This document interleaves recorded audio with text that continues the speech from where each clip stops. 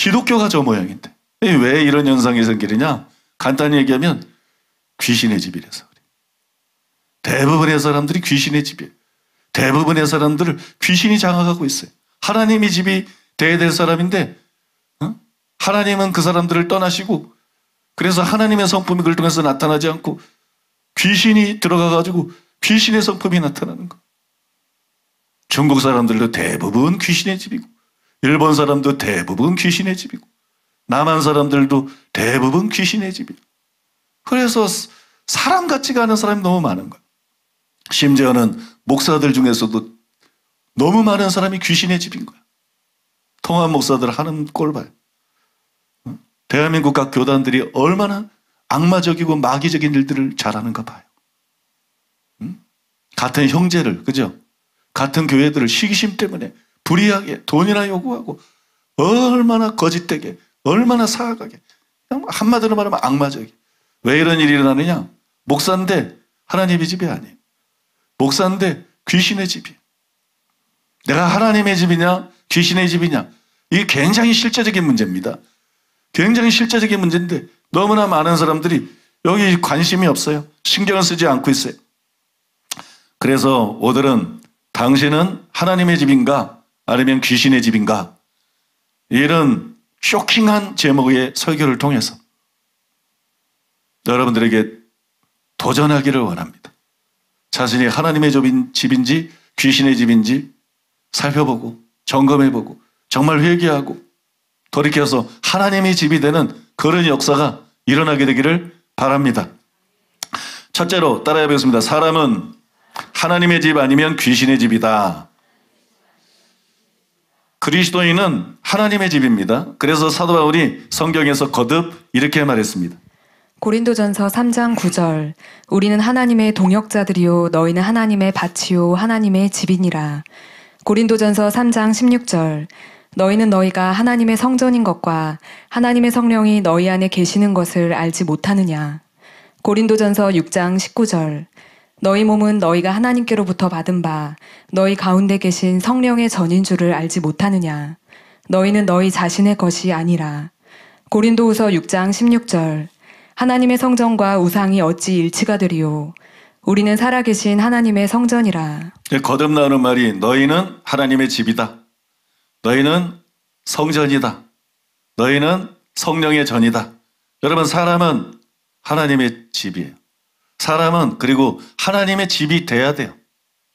하나님의 집이 돼야 돼요. 하나님의 처소가 돼야 됩니다. 왜냐하면 몸속에 영이 있죠. 몸속에 영이 있어요. 몸속에서 영이 빠져나가면 그게 죽은 거예요. 사람의 몸과 영 속에 하나님이 계셔야 돼. 내가 곧 길이요 진리요 생명이다. 그분이 생명이에요. 하나님이 사람 몸에서 떠나면 이게 죽은 거예요. 그래서 예수님이 죽은 자로 죽은 자를 장사 지내게 하고 너희는 나를 쫓아라. 지금 여러분 시체들이 돌아다니고 있는 거예요. 영적인 시체들. 영적인 시체가 대통령이라고 그러는 거예요. 영적인 시체가 당대표고 뭐 국회의원이라고 떠들고 있는 거야. 그리고 영적인 시체들이 정치를 하는 거야.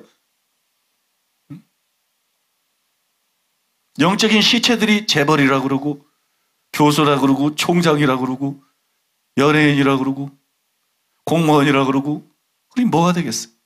심지어는 영적인 시체들이 목사 행세를 하는 거야. 그러니 뭐가 되겠어요? 하나님이 우리 속에 거해야 그 사람이 실제로 사는 거예요.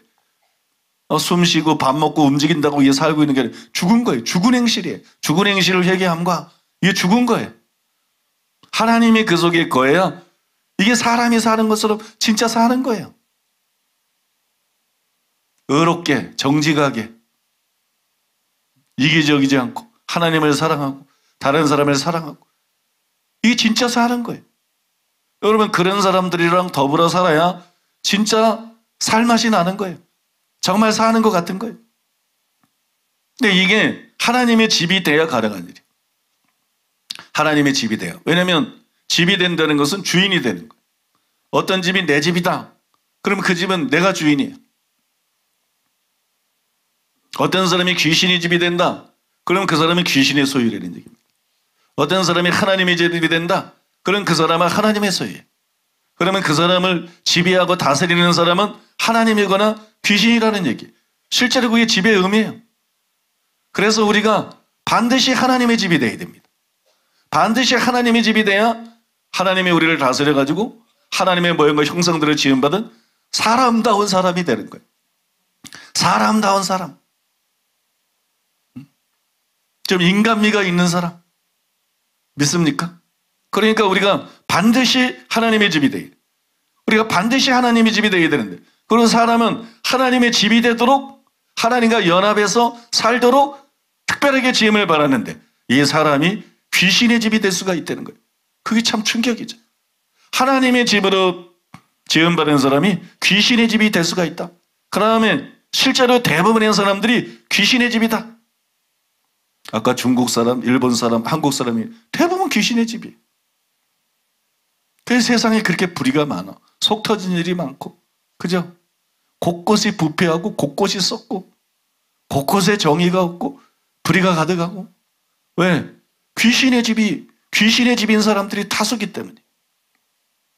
귀신의 집인 사람들이 다수기 때문에. 사람이 귀신의 집이 될 수 있다는 것을 본문이 보여주고 있습니다. 본문에 보면 더러운 귀신이 사람에게서 나갔어요. 그의 물 없는 곳으로 다니면서 쉬기를 구했습니다. 근데 쉴 곳을 얻지 못했어요. 물 없는 곳이라 그러면 사막이나 광야겠죠? 거기가 물 없는 곳이죠? 사막이 쉬기 좋습니까? 광야가 쉬기 좋습니까? 그러면 저 강가에서는 귀신이 쉴 수 있을까요?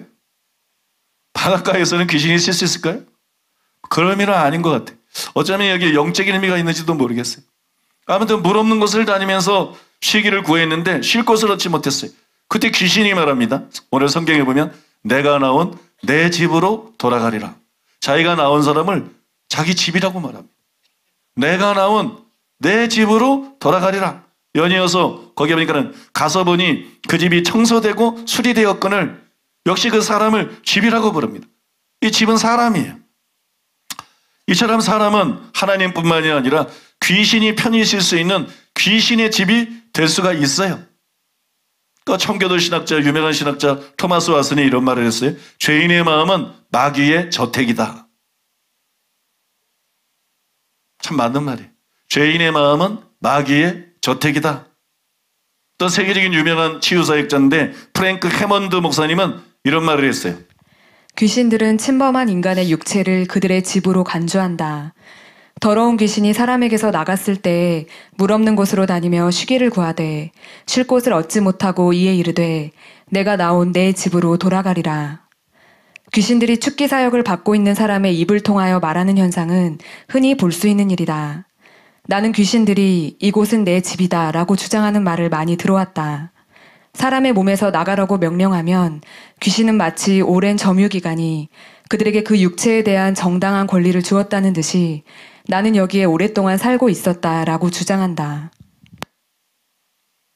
여러분, 사람은 하나님의 집이 될 수도 있고 귀신의 집이 될 수도 있습니다.